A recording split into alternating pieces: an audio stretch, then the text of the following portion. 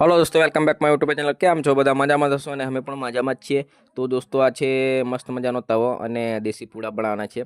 તમારે શું કે પરોઠો કહેતા હશે કદાચ, કે પછી શું કે અમારે એને દેશી પૂડા કે, અને એ પણ બેસનનો લોટ છે અને મસ્ત મજાનો પૂડો બનાવીએ અને મજા આવે ખાવાની। તો કેવી તમે જોતા રહો આગળ કેવી રીતે બનાવીએ છીએ।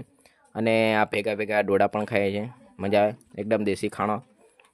તમારે પણ ખાવો હોય ને તો આવો મસ્ત મજાનો। અને આ પોતું ફેરી નાખ્યું તેલનું, એટલે એમાં પાછો પૂડો પલટાઈ નાખવામાં આવશે, પછી જોરદાર પૂડો થઈ જશે।